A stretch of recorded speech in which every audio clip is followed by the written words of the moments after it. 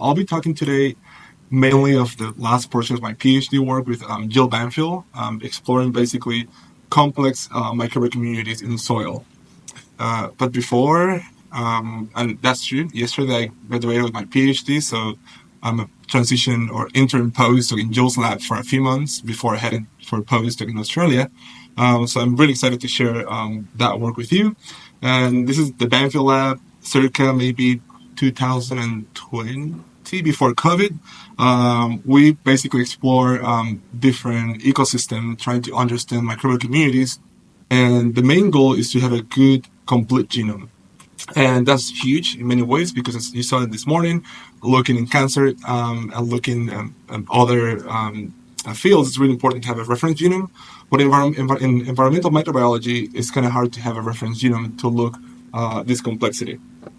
So I want to give you a brief introduction of what was happening before and where we were heading. Right before was microbiology was seen through the lens of like a little vintage microscope here, where like those first observations led to start trying to grow them and try to have them in culture to understand their metabolic capacity and try to shed light to those pure cultures or isolates. And most recently, for the past maybe 15 to 20 years, people have been using a different lens to try to look at microorganisms from the field of genomics. And it's on a computer. And here, basically, I'm showing you a computer with different sequencing, different color, and trying to understand those markers. And that was again quite a huge, right, accomplishment trying to put in place microbes from a different perspective that before was basically unseen. And that led to basically this normal pace and color was to propose basically this tree domain of trees showing basically archaea, bacteria, and eukarya. And at that point, it was again an expansion and try to see in these microorganisms and try to understand their role. And more recently, the Banfield lab, Laura Hogg, published this updated tree where like they started looking at expansion of more microbes that we can even see with the naked eye. And this is basically purely using computational tools. And over here, we have basically Candida phylla radiation bacteria that are usually bacteria that they pass a 0.2 micron filter. And they were discovered mainly around 2016. And each of these red dots is a reference of a microbe that we don't have in culture. So we don't even know how they look. So today, I'll try to walk you through this process and how we're just doing basically ecosystem scale diagnosis and try to put in place the role of these organisms in the global scales and hopefully to find first new biotechnological applications, but also try to understand climate change better because this organism has a huge implication in all of this. So I was something I'm really excited. I'll try to explain this to people. What I try to do is basically we try to puzzle basically microbial communities. And usually when you have a puzzle, right, start with the edges and try to put. If you have a sky, it's pretty easy to put the corners together, right? But when you go inside, it's kind of hard. In our case, we don't have. Like we don't even know what we are looking at. So we're trying to put together this puzzle, right? And that could be one side of the coin could be putting a genome together to have a circular complete genome in one context. On the other hand, it could be basically putting together those different organisms of genome in the community complex, right? And that's kind of hard. And in soil, it's really difficult. Infant gut microbiome is more a simple community that we have seen in many studies, but soil and other environments is kind of tricky because it's really complex. So the organisms and genomes that I'm going to present today, they usually belong to the 1% fraction of the total microbial community. So central to our approach is basically genome resolved metagenomics. So what is that? So we usually try to go to an environment. This is basically Jill Banfield property in Napa, where it's a wetland. So we went there in a lab retreat, and I never forget when I joined the lab, she said, I'm pretty sure that we can find cool and novel things in my backyard. And I was, I don't think so. I want to go to Antarctica. I want to try to explore hot springs. Well, she was right. Basically, we did a core and then basically brought that to a lab from 0.2 centimeters down to 1.5 meters. And then at that point, we extracted the DNA, genomic DNA, shared the DNA, prepared libraries, then start doing sequence assembly and binning, putting together, right, those different potential genomes. And we spend a lot of time in genome creation. That means that at the end, we want to have a fully complete circular contig. That means a complete genome. And it's no longer a MAG, now it's a genome, it's a reference genome. And basically, through my PhD, I was able to go from ecosystems called genomics, basically looking diversity, who is there, from bacteria, archaea, and mobile genetic elements, doing metabolic reconstruction, and try to see what is the role of these individual genomes in the whole community. Also trying to understand interaction and structure, that at the population level, but also at the functional level, doing a structural biology, collaborating, right, producing new proteins, examples, hydrogenases, CRISPR, and Rubisco. And that was quite important because we can go from ecosystem scale genomics down to structural biology, right? Before that was happening in different labs. Now we're trying to merge together to have a better picture of the system. So today is what can we learn from genome result metagenomics. It's a study site, and again, this is really important, right? What I'm going to show you today is basically one site in a backyard back there close to Napa, and that's for me is kind of important, right? Because only a section. Imagine if you could expand it more to different places. That will be a huge implication to understand this atlas of microorganisms. And why is that? Well, methane is really important, as you might know. Methane is the most important greenhouse gas after CO2, with a global warming potential 25 times than CO2 over the 100 years. Atmospheric methane concentration has more than doubled since the start of the Industrial Revolution, and carbon isotope data indicate that this is due to the rise of biogenic methane production, mainly microorganisms, in this case archaea. So something really important that we noticed was early on, you can start seeing here is a plot showing you in the X label depth, and in the Y label we have percentage of these different microorganisms. And this was, at the beginning was based on Illumina, short reads. So we start seeing that it's a huge diversity of different organisms. But something quite exciting was that when you go deeper, you keep finding more archaea. And archaea, you usually think, oh, they're usually in hot spring. You see Yellowstone, those beautiful mats, or a deep ocean. But we are finding now them in soil. And we knew about this, but genomes are really fragmented, and it's really hard to do metabolic reconstruction and put them in place. So early on this site, the lab basically discovered a novel group of extrachromosomal elements named works, and you can find the paper, read more about it. It's pretty cool. Basically, it's a group of extrachromosomal elements, linear chromosome, that basically most likely we infer that replicates in archaea and basically has important genes to help with the metabolic capacity, mainly methane oxidation. But today, we'll tell you a nice collaboration that we started like last year with PacBio. And the question was, can we use a Revio and sequence a core of soil and see what we get at that point? So, and that was kind of important because two papers came out in the, a few years, 2 years ago, showing you two different assembler, and they can recover basically circular context. And that for me was kind of important because I was trying to have an atlas of archaeal genome from wetland soil. This is basically Daniel Portik, a really talented bioinformatician at PacBio that we got together, sort of thinking about let's start sequencing this and then run this through this pipeline.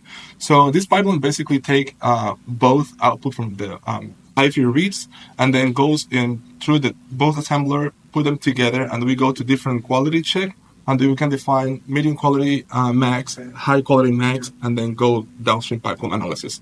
And happy to tell you more later if you have questions about that portion. And this is basically the data set. Quite impressive what we got in many ways, because if you look, basically 6 samples, total of around 20 million reads. If you look here, basically the N15 is to define the assembly quality in terms of the how the continuity of a contig. And that's quite important because around 11,000. And that for me was mind blowing because that was to get to that point. And with short reads is a lot of effort, a lot of the sequencing. It's really hard after the assembly to get one circular contig that is around 10 megabytes there, and that's huge in the field. So this is basically only one sample, the assembly output, and so you can see basically that is a lot of circular genomes. And as you know, bacterial and archaeal chromosomes are circular, but there's also linear chromosomes out there. Okay. quite interesting in many ways. I can tell you more about that.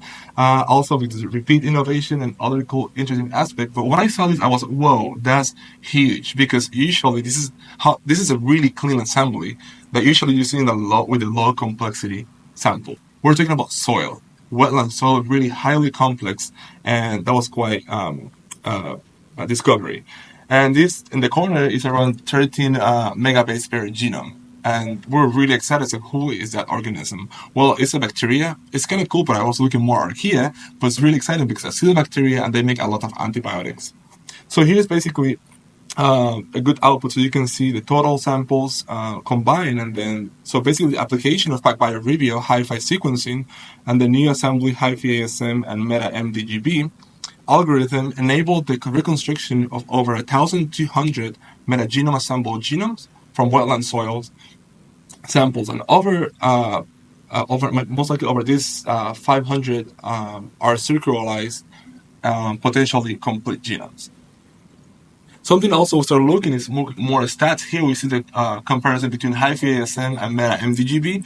As you can see here, something kind of interesting is that Meta MDGB is allowing us to recover more circular contigs less than 200 kb, most likely mobile genetic elements, plasmid viruses, and other entities that we don't know what they are. So it's kind of exciting, but something I have to tell you, you have to be really careful, because usually circularization can happen where you have a repeated region, and the assembly just causes circular genome that most likely is not circular yet. So you have to make sure and go back and confirm that it's completely circular. But again, we see distribution of contigs, right? It seems that Meta MGB can give you more MGEs. Most likely, you can recover more plasmids and viruses. And something I'm really excited is here you can see I just label in the X label completeness, Y label contamination. And again, these are really high quality genomes, so you can start looking and start interrogating basically metabolic capacity, novel proteins, and the first time to give you basically a good reference of complete genome from wetland soils, because there is a lot of, if you go to NCBI, there is a lot of contamination. So now having a circular chromosome, you can start interrogating and asking a lot of questions of the replication machinery, looking into the methylation patterns, and today I'll walk you through those examples. So basically here is showing you the distribution of soil depth in the X label. Y label is the relative abundance, and as you can see, more or less increased, right, archaea with some spikes and decrease over time, but those are basically different variation or heterogeneity in those samples. But the most important, you don't have to remember all the names in here, but it's to tell you that all different colors represent different groups, from which mainly of these are novel archaeal genomes that have been seen before, but mainly in extreme environments and not in wetland soil. That's huge in many ways. But here's my favorite plot, or phylogenetic tree. Can I just... yeah. So basically, pay attention. This is basically a tree of all the archaeal reference on NCBI. And basically in gray, I'm showing you genomes that don't have a circular complete representation. But all this in red, I should do pink next time, is basically enabled by PacBio, showing that now we have a reference complete genome in that. And we're talking about this is at the phyla level. So in one side, from 6 samples in that core, right, and these are all the non-archaeal diversity out there. So we have at least 17 to 18 candidates, circular complete genome reference genomes. So that's huge in many ways, because before we didn't have those reference complete genomes. So now we can use those, right, to interrogate that group and see if it's complete, incompleteness, or also provide more reference. What is the metabolic capacity of them? You might know that archaeal are really difficult, and it's difficult to cultivate them because they require a lot of work. But now, when you have a complete genome, you can start looking, okay, what is the nutritional requirement of this archaeon, so we can try to bring them in culture in the lab. Another important aspect is basically we can plot GC content and genome size, and the most important different color means different archaeal groups, but as you can see, even within the most abundant genome, you see a different distribution in GC content. So that might help us to guide basically isolation, but also understand the distribution of this organism within the wetland soil sample, right? Because we recover 1,000 genomes, but even within the same group, that's a Bathyarchaeota, one of the most abundant archaeal genomes in wetland soils and other environments. but even within the same strain, you might have different variations as well. And these typical metabolic reconstructions that we usually prepare, where in the each column represent a different metabolic capacity. It could be carbon fixation, it could be hydrogenases, or even MCR containing archaea or metagenesis. And here, different colors, different archaea. And the main point I can tell you here is that you see, like, basically, it's a matrix of saying present and absent. So different colors is present, and then white is absent. So you can see the huge diversity within one soil sample. You see all this diversity. Even with the same sample, within the same group, you have different variations. So it's huge. So we start looking more carbon fixation, looking more chemoautotrophy, heterotrophy, and start putting in place these archaeal genomes in this wetland soil. So something was kind of impressive to us that we were looking at Asgaricea. And Asgaricea, you might know them, you might not know about them, but it's basically this new emerging group of archaea that basically were named after a Loki castle, a deep ocean vent, and that genome was named Loki Archaeota. And then people keep finding more in the different ocean basins, and they found Hela, they kept Thor, and they're giving those Nordic gods, right? And the interesting about Asgard is that you might know that they're closest to currents. So there's a lot of questions about if we're just definitely cousins, right, with Asgard Archaea, because in the tree they're basal to us. And the reason is they have a lot of genes that you have, plants have, fungi have. So there's a lot of questions, right? What was the emergence of the first eukaryotic cell? So they're a hot topic this day. And the reason is that people find them in really extreme environments, but we found them in soil. And that's kind of interesting because here's a tree showing from the Rivaldo lab at the Pasteur Institute where our eukaryotes are here, you, me, fungi, and other ones. And then Asgard are over here, so we are cousins and they're basal. There is a lot of debate about this these days, but there is more, and the main reason was a lot of genome incompleteness. So people are saying, oh, most likely that's contamination. Well, there is more reference genome these days using long-range sequencing, so that was, quite important to make that claim that they're just close to eukaryotes. So basically, this is our work. Recently, we have 2 new candidate phyla of the Asgard supergroup. And something kind of interesting is that they run out of name, and I was telling Jill, well, I want to have a goddess as a name, but I don't know where to find one. And she was, well, look at Puerto Rico. Most likely there is a goddess in the culture. And I said, well, I don't think so. And at that point, we didn't have ChatGPT, so I went on Google, said goddess from Puerto Rico, and Atabey came, and she was, it's not only about Nordics, it's also other realms. So we named it Atabey Archaeota. And this is quite important because when I go back to Puerto Rico, I just can, bring my science, but tell them, hey, you need to find Atabea in the wetland soil here because this one is from California. So, and then I use AI to just marble Atabea. So if I might contact Marvel and tell them to make Atabea a new Marvel character, but that was huge because again, this came from wetland soil, and it seems to be mainly a wetland soil. We did a massive survey of 60ness, and it's everywhere. So, and here is another important aspect. So now we can see we have a circular complete genome, so we can compare here the first one, PacBio, in the middle one is basically Illumina-based short read manually created by Jill Banfield. Took almost 6 months to make a circular contig. And then another technology, Oxford Nanopore. And the main point, as you can see, is most likely our manually created became nearly perfect in the PacBio. But Nanopore, it was giving at that point a lot of error in the base calling. So even though it's you can recover the long circular contig, still you get a lot of more errors compared to PacBio. So that's huge to keep looking into that more. So then we start looking more genetic capacity, and then we have RNA data. Then these Asgard archaea are active. They're not zombies. They're really active in the wetland soil. So we try to link them. Okay, you guys care about this from the context of eukaryogenesis. I want to put this Asgard in the place of what is the role in the actual wetland soil. And they seems to be using a lot of substrates that are important for metagenesis, mean hydrogen, acetate, and formate. So that means that even though we think that they're close to eukaryotes, they also have a really important role in the environmental aspect of the wetland soil.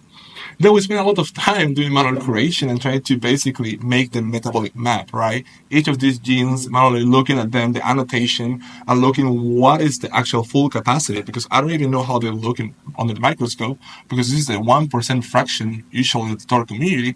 But then we can infer the metabolic capacity, and we could be, because we have a complete genome, now we can tell them this is basically what you need to bring this organism in culture. Of course, I'm finishing my PhD. I was thinking I don't want to bring this organism to culture, but hopefully someone in the lab at some point can bring this to the culture, and then we can understand better, right? But this is more when you have a complete genome, how powerful it is that you can tackle these different questions. So another aspect is that you can map the genome to different samples and start looking basically these low and high coverage regions. And let me tell you, these are basically different strains where it can expose mobile genetic elements. So with this method, we're able to basically discover all these novel MGs that can integrate in the genome, and their read is telling us the actual true story of the integration event, right? Because usually when you recover a reference genome, you're making a chimeric genome for all different strains. So I know it's really hard to recover strain variants, but with that you can map them, and then we develop a method to just recover integrated mobile genetic elements. And this is basically kind of interesting because we can now look integration and excision events and understand the dynamics of these mobile genetic elements. And at the end, we start looking, because PacBio can give you methylation patterns, so you start looking at the methylation or epigenetic regulation and then link the MG to the host. Another different way to find this, and this is why I'm moving now to my postdoc, understand epigenetic regulations in microbial genomes, because I'm pretty sure we can have a landscape of all these epigenetic regulations and understand better microbial community composition from that perspective. So to tell you a little bit more, so now we expanded more the diversity of Asgardia. We added more mobile genetic elements. We're expanding MGs, and now we're building this wetland soil atlas with our archaeogenomes. That is really important because most likely there is always question having a good reference genome, right? And before it took us 6 months to have a complete circular contig, now it takes only a few weeks to curate the genome. Mainly because of the long-read sequencing technology, such as PacBio.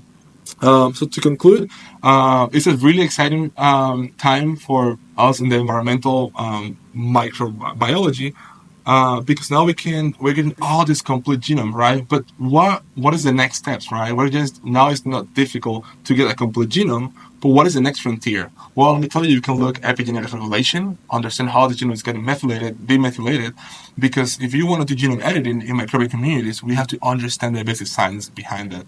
Also, you can find new proteins, CRISPR and other. So it's an exciting time to find this hub of biotechnology in this cells. They're not only tiny cells. They're the best chemists, right? They have a lot of new chemistry that we can take advantage of that.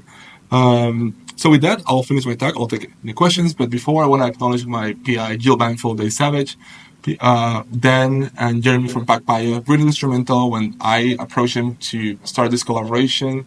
They helped us. We brought a short proposal and then started the collaboration. Rohan from the bioinformatician from the Banfield lab. This is a current photo from the lab, and then the funding agency that funded me through my PhD. Thank you.